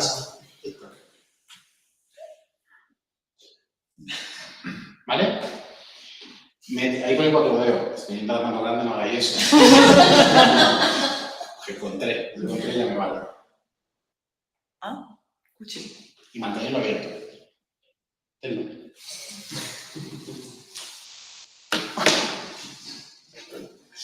Los 3 segundos, los 3 primeros segundos, bien. Cuando llevas 5, dices mierda. Cuando llevas 6, dices hostia puta. Duele, ¿verdad? Lo que estamos haciendo con eso es estirar el músculo masetero, que es el músculo que viene de aquí y se ancla a la parte de arriba. ¿Vale? Y eso hace que no se me encaje. Si alguien tiene problemas de bruxismo, por ejemplo, hacer este ejercicio viene muy bien, porque desencaja un poquito los músculos. Y sobre todo, si por ejemplo estamos en la radio, sonreír se nota. Parece que no, pero cuando tú estás en radio, que alguien esté sonriendo en la radio, se nota. ¿Vale? Ese tono, ese timbre abierto se nota bastante. Entonces, cuando alguien tiene un timbre descerrado, habla así, eso es algo. Muy aburrido. Es una presidenta de la Comunidad de Madrid. Es como mal rollo. Cuando alguien tiene un timbre abierto y desenfadado, como que abre la boca muchísimo, ¿qué os parece? Alegre. Picueto. Un timbre sexy, convincente y adecuado si usa una intensidad y un tono adecuado, ¿vale? Y luego hablamos de la duración. Este es un vídeo también que lo que hace es meter un montón de palabras por minuto que es acojonante. La duración se refiere, no es una característica acústica, pero es el uso que hacemos del número de palabras que emitimos. Hay gente que habla rapidísimo y gente que parece que le cuesta soltar las palabras. ¿Qué sensación os da cuando alguien habla así? Lo hemos vivido. Hemos tenido un director de departamento que hablaba lento. Sin embargo, es un recurso que podemos utilizar, porque las cosas importantes se dicen rápido, pero las cosas importantes se dicen despacio. Y la gente presta atención. Igual que bajar el tono. Cuando de repente estamos hablando y esto lo decimos así, despacio y bajito, parece que la gente presta mucha atención. ¿Vale? Entonces, utilizarlo como recurso. Evidentemente, es preferible hablar con una velocidad tendente a rápido. Si hablamos demasiado rápido, no se nos entiende. Para hablar muy rápido hay que vocalizar muy bien. Y señores, estamos en Andalucía. Yo no digo nada, pero la gente por ahí fuera no nos entiende. También es verdad que escuchan despacio, pero también no nos entiende. Entonces, si vamos a hablar tendente a rápido, tenemos que intentar vocalizar muy bien. ¿De acuerdo? Si no, lo ideal es que hablemos a una velocidad más o menos estable. De entre 130 y 190 palabras por minuto, que es la velocidad que aproximadamente estoy utilizando yo ahora mismo. Os parece un poquito más lento de lo que yo hablo normalmente, porque yo suelo hablar a 200, 210, pero es una velocidad adecuada como para que dé tiempo de decir una serie de mensajes sin que se atropelle, sin que tengas que hacer demasiado énfasis en la pronunciación, etc. No es incómodo. No es incómodo. A mí sí, suelo estar lento, pero no es una velocidad que parezca incómodo para escucharme. ¿Vale? Formas de ajustarnos a hablar así, pues muy fácil. Hacemos frases de 130, 190 palabras y lo decimos en el tiempo que establecemos, un minuto. Entonces, generalmente, si hablamos muy lento, da la sensación de que estamos cansados, taciturnos, somos muy pesados, somos muy tal, y si hablamos demasiado rápido, pues no se nos entiende bien. ¿Vale? Como digo, hablar demasiado lento es sensación de cansancio, de hartazgo, de aburrimiento, de idiocia incluso. Hablar demasiado rápido y nervioso, sensación de no dar importancia a las cosas. ¿Vale? Usar siempre la misma velocidad, no. ¿Vale? Hay que agotar esa velocidad. Lo importante, como decía ahí, se dice lento, o sea, lo importante se dice lento y lo menos importante se dice rápido. Entonces, nos podemos hacer frases de 170 a 190 y nos hacemos 10 frases, le intentamos decir en 10 minutos. Y con eso vais más o menos a ajustar esa velocidad. ¿De acuerdo? Entonces, lo mejor para hablar en público y ser creíble es tener una intensidad tendente alta, no dar voces, el tono engrosado, el timbre que se adecue a lo que estamos diciendo, pero siempre abierto, y la duración también tendente a rápida, pero sin pasar. ¿De acuerdo? Truco para hablar en público. Que muchas veces nos ponemos nerviosos cuando tenemos que hablar en público. Yo suelo escribirme lo que voy a hablar. Lo escribo tal cual. ¿Por qué? Porque si voy a hablar 10 minutos y hablo a 130, 190 palabras por minuto, más o menos, entre 1700 y 1900 palabras es lo que yo puedo decir en esos 10 minutos. De que yo me lo escribo. ¿Lo memorizo tal cual? No, pero hago esto. Primer caso, te coges el texto y te lo lees. ¿Vale? Debes hacer que la voz sea adecuada, que te fijes en la manera, etcétera, ¿vale? Entonces, tú coges el texto y te lo lees tal cual. Ahora, vuelve a coger el texto. Integrales, por cierto. Integrales, la primera vez. Vuelve a coger el texto y repite la lectura. Solo que esta vez lo vas a hacer con la boca cerrada, con los dientes cerrados. Vamos a intentar leer el texto, intentando pronunciar todo perfectamente, pero con los dientes cerrados. Así nos vamos a forzar a pronunciar todo perfectamente y que la dicción sea mucho mejor. ¿Vale? Segunda vez. Tercera vez, hacemos lo mismo, pero ahora lo que vas a hacer es articular perfectamente todas y cada una de las palabras. Vas a tener la mejor dicción del mundo como si fueses un cuentacuentos. Tercera vez. Cuarta vez. Te incorporas, te pones de pie y lo que haces es que pega la rodilla aquí. Y vamos a intentar decir el mismo texto de la misma forma leyendo, ¿vale? Es incómodo, lo sé. Pero esto tiene dos funciones. Segundo, tira un poquito el cuello. Y cuando llegue a la postura normal, ¿vale? pero sí que vamos a notar mucho más nuestro sonido. Con lo cual, cuando estamos hablando con la barbilla aquí metida, vamos a notar mucho más cuando engrosamos la voz, cuando proyectamos, etc. Entonces, esto nos va a servir para saber si estamos proyectando la voz. Y luego hacemos una quinta lectura, volvemos a grabarnos y la volvemos a hacer a posición normal, etc.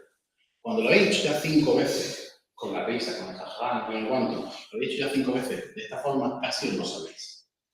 Así que lo estáis ensayando.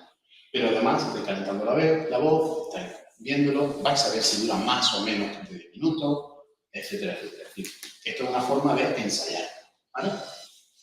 Y por supuesto, grabar al principio y grabar al final. Voy a ver que la diferencia es brutal. Cosas que tener en cuenta para cuidarse la voz. Beber agua. Cuanto más hables, más agua tienes que beber. Cuanto más calor hace, más agua tienes que beber. Evitar el cigarro, el alcohol, el café, son cosas que afectan a las mucosas. Evitar ambiente demasiado seco, la calefacción demasiado alta, el aire acondicionado demasiado alto. Todo ese tipo de cosas afectan muchísimo. Si no lo puede evitar, bebe más agua. Consumir fruta acuosa, mango, sandía, naranja, melón, pepino, tomate, sí, tomate es una fruta. Todo ese tipo de cosas tienen mucha agua y si vais a estar un rato hablando, pues más que una comida copiosa, que no es recomendable, mejor consumir este tipo de cosas. Intenta, si puedes, mantener un ambiente húmedo, pues si estás haciendo videoconferencia en tu casa, pues te pones un vaporizador, es súper fácil, si no, pues bueno, hay que hacerlo en casa. Intenta respirar siempre por la nariz cuando no estés hablando, o intenta siempre coger el aire por la nariz, porque cuando cogemos el aire por la boca se reseca muchísimo la garganta, ¿vale? Entonces, siempre que podamos, cogemos el aire por la nariz. Y luego tened en cuenta que algunos medicamentos afectan a la mucosa. Los diuréticos, antihistamínicos, antihipertensivos, congestionantes, antidiarreicos, etcétera, todo eso afecta a la mucosa. Hasta el punto de que si te estás tomando, por ejemplo, un antihistamínico y hablas mucho en público, puedes crear trastorno. Puedes quedar totalmente out. Ahora habla en público. Intenta hablar con el estómago lleno. No hay nada más incómodo que ir con el estómago pesado a dar una charla. Tened en cuenta que el estómago está pegado al músculo diafragma y tenemos que moverlo, ¿vale? Entonces, si vamos con una comida copiosa, no es recomendable. Intenta tener a la mano agua fresca que no fría del todo, que sea fresquita pero que no sea fría de nevera. Evitar las cosas de frío, etc. Y tener en cuenta que los cambios de temperatura muy bruscos nos afectan muchísimo, ¿vale? Pero nos afectan mucho más. Por ejemplo, cuando es de 25 a 45 grados, estamos superados de temperatura corporal, que cuando es de 5 a 25.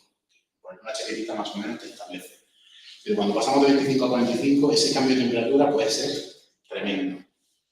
Por supuesto, no fumen, ni que fumen, ropa cómoda, holgada. No hay mayor error que el día de una presentación importante y con un traje total no te has puesto en tu puñetera cara.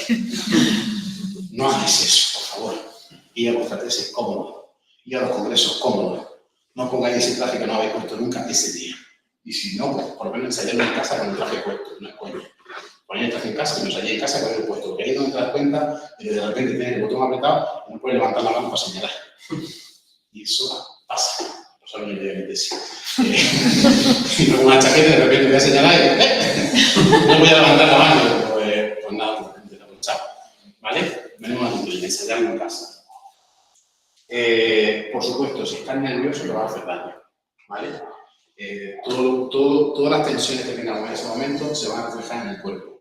Y sobre todo, si estás muy, muy nervioso, llega ese día, te agarras a la trina como si fuese un águila, ¿vale? Y no te mueves de ahí durante 55 minutos, vas a acabar y llorar. Y te vas tal cual. Es decir, las contracturas de la espalda son brutales. Claro, ¿y cómo evito estar nervioso? No se puede evitar, pero si lo has ensayado mucho y si lo tienes preparado y si has hecho una presentación de puta madre, pues ese día pues no, porque no nos deja ver algo. Efectivamente. Y sobre todo que no has pillado. Vale, así que ya sabéis, la voz tiene una poderosa influencia. Tened cuidado con la voz, no hagáis daño. ¿Cómo vamos de tiempo? ¿Queréis descansar un pelín? Nos queda solamente la parte del pitch de evento. ¿O vamos ya y terminamos? ¿Por qué vamos ya? ¿Vamos? Y nos vamos. El pitch de eventos o conversación de ascensor. Os vais a encontrar mucha literatura sobre esto. De hecho, cuando pongáis a buscar, creo que he pasado como 3 o 4 o 5 textos donde se recomiendan diferentes cosas para hacer un pitch de evento. Se utiliza mucho en temas de negocio y cosas así, de entrevistas y cosas así, pero a mí me gusta explicarlo porque nos encontramos con muchos contextos en los que tenemos que utilizar un pitch elevator aunque no lo sepamos. Típica situación de un congreso, típica situación de una reunión de trabajo, de charlas en las que acudimos, etcétera, conversaciones muy cortitas en las que tenemos la oportunidad de contar lo que estamos haciendo en poco tiempo y a veces la perdemos porque no la hemos preparado. Tenemos que tenerlo preparado. Entonces, básicamente, ¿qué es un pitch elevator? Es un discurso breve, de entre 2 y 3 minutos, para despertar el interés de la empresa, del interlocutor, del proyecto, de lo que sea. ¿Qué busca? Busca crear una impresión memorable. No busca vender, no busca ya la estancia, no busca acostarse ese día con esa persona, no, ¿vale? Está intentando crear una buena impresión a otra persona. Es un mensaje verbal intencionado, orientado, en este caso a los negocios, pero puede ser a cualquier otra cosa. Y en un lenguaje comprensible. No sabemos el contexto que tiene la otra persona. Por tanto, no podemos utilizar palabras técnicas, ni acrónimos, ni nada de eso. Tiene que ser un lenguaje muy sencillo, porque generalmente un pitch elevator se tiene con alguien que no conoces. Entonces, como no lo conoces, no sabes el contexto, intentamos no utilizar palabras demasiado técnicas. Es una respuesta concisa, cuidadosamente planificada y bien practicada sobre ti, sobre tu negocio, sobre tu proyecto, sobre lo que sea. El pitch elevator no solamente representarte tú, puede ser representar un proyecto, puede ser representar una idea, puede ser representar cualquier cosa. Es una oportunidad, en este caso comercial, pero puede ser una oportunidad de colaboración, de negocio, de estancia, de lo que sea. Básicamente es como una tarjeta de presentación, cosas que tienes que utilizar en ese pitch elevator, en esa descripción breve. ¿Quién eres? ¿Qué haces? Lo que te distingue, tu puesta de valor, por qué tú eres diferente, por qué tú eres que lo estás haciendo y cómo puede ser un recurso para tu oyente, cómo puede ser una oportunidad, cómo puede ser ese motivo por el que van a colaborar contigo, te van a volver a contactar o lo que sea, ¿vale? El objetivo no es vender en ese momento, el objetivo no es conseguir la colaboración en ese momento, el objetivo es crear una buena sensación. Como mucho, cuando acabe esa conversación, te va a pedir el contacto, o te va a buscar, o se va a acordar de ti. ¿Para qué? Para generar una siguiente oportunidad. Nadie te va a pedir un cheque en blanco por un pitch elevator, ni mucho menos, tampoco una presentación, ¿verdad?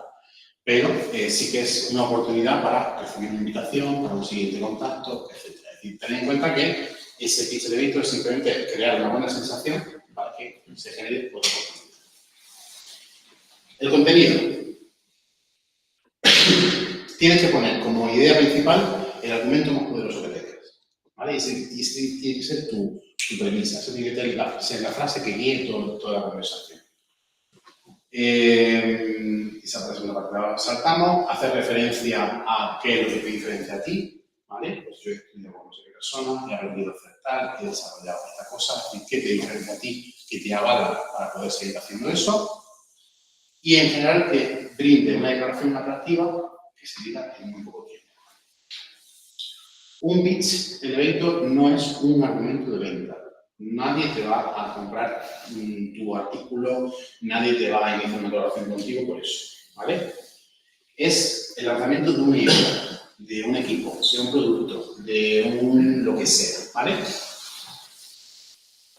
Habla en griego, me parece muy bien, no lo uso en este momento, no es el objetivo, ¿vale? Nadie recuerda lo que no entiende, no utilice acrónimos, no utilice palabras raras, a eso se refiere.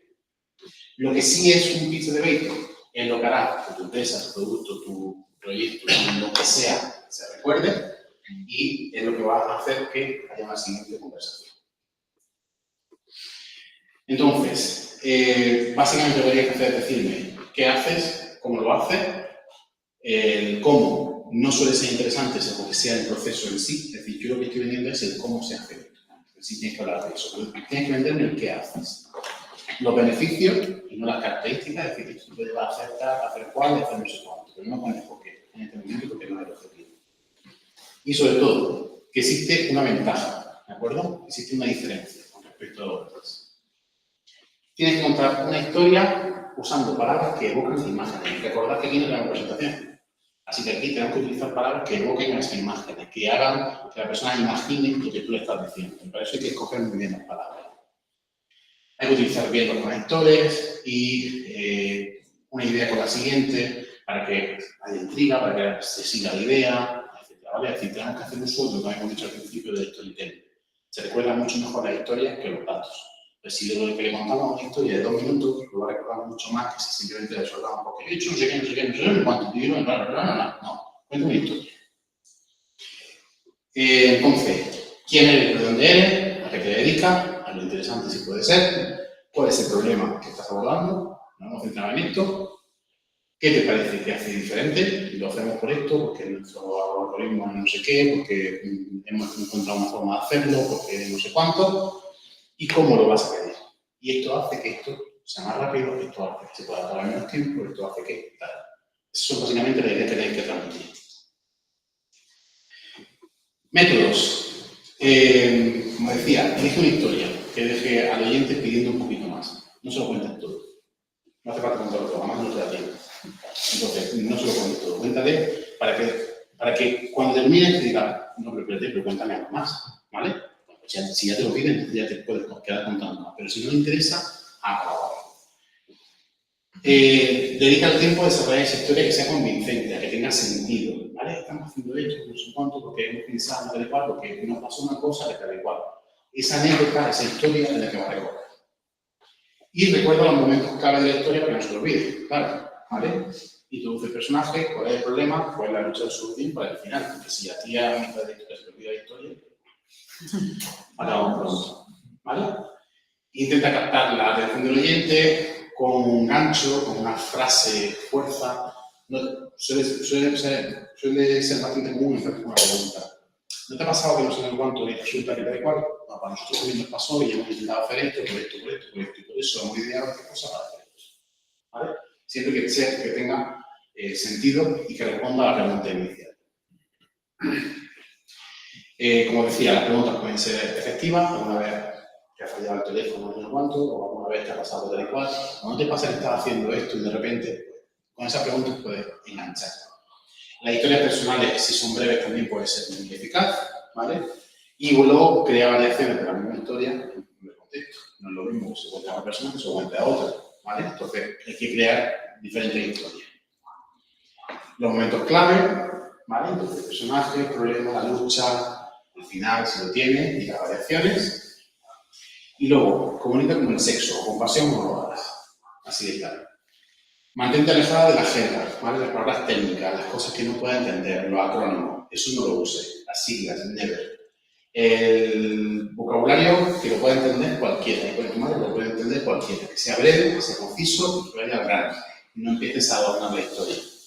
Cada palabra tiene que estar ahí por una razón. Si tú escribes el discurso y puedes borrarla y mantienes el sentido, quítala. ¿Vale? Cada palabra tiene que tener sentido donde está.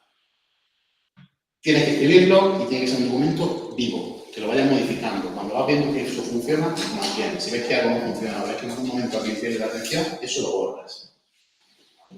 Y, por supuesto, tienes que ser confiado, pero no arrogante. No puedes llegar allí como el salvador del mundo, que la gente no toca. ¿Vale? Tienes que llegar con, oye, tengo una buena idea, pero no soy la mejor persona del mundo. Y ya está, hay que ponerlo en marcha. Recordar ciertas cosas de qué es lo que estás haciendo, si es un producto, si es un servicio, si es un algoritmo, si es una idea, si es un qué es, el problema que resuelve o cuál es lo que vosotros queréis resolver, cuál es esa tecnología o esa cosa con la que estáis trabajando, por qué eso funciona y por qué es único y por qué tú tienes la oportunidad y nadie más lo está haciendo, ¿vale? O a lo mejor si lo está haciendo mucha gente y tú que precisamente tu aval es ese, oye, esto que está haciendo mucha gente también lo vamos a aplicar en este caso. ¿Cuál es la evidencia que tiene de que eso va a funcionar? ¿Cuáles son los hitos que han impulsado esa idea? ¿Cuál es la estrategia a seguir? ¿Vale? El equipo de estoy solo, o está con un equipo de 5 personas, o son un ingeniero no sé cuánto, es decir, ese tipo de cosas suelen ser interesantes. Ejercicio para la siguiente clase. Quiero que hagáis un pitch de 2 minutos máximo, ¿vale? Y en ese pitch me vais a contar la idea principal de lo que estáis trabajando ahora mismo o de lo que vais a presentar en diciembre. Sea vuestra tesis, sea el problema concreto con el que estáis trabajando ahora, me da igual, no hace falta que me contéis vuestra tesis en 2 minutos, no se trata de eso. Contadme algo concreto, ¿vale? Pero siguiendo un poco las instrucciones que me he estado hablando. Tiene que decir quién eres, qué resuelve, qué te diferencia, que intente meter parte de storytelling, de por qué es interesante, cuéntanos una historia, ¿vale? Y lo intentamos hacer en 2 minutos. Meterle fantasía, meterle, o sea, aprovechar que esto es para nosotros, ¿vale? Intentar ver si vosotros sois capaces de sintetizar lo que vosotros estáis haciendo en 2 minutos. Y el próximo día lo hacemos que antes de toda la clase lo presentamos. Preguntas, dudas, sugerencias, cuestiones. Para la gente que va a estar en el remoto después, ¿es posible? Sí, pues estamos aquí un segundo y ya está. Sí, de todas formas tenemos la siguiente clase y la siguiente y la última, o sea que tenemos tiempo para presentar. No voy a olvidar. Más. El elevator pitch lo tenemos que enfocar hacia que tú te enteres, o puede ser, no, esto se lo estoy contando a la empresa, o yo esto se lo estoy contando a... Puede plantear, puede decir, mira, es que yo lo he presentado, lo he preparado para presentárselo a una empresa porque invierta en proyectos. Y entonces vamos con ese focus de, vale, se está presentando en este contexto. O puede ser que se lo esté contando a otro compañero que no sabe de qué está hablando. Plantear como que. Pero lo importante es que vosotros sepáis y tengáis claro hacia dónde lo queréis. ¿Más? A lo mejor lo que plantear como que, oye, me estoy buscando mi instancia, pero luego quiero buscar para el estoy buscando colaboradores, estoy plantearlo como que. ¿Algo más? Al libre. Gracias.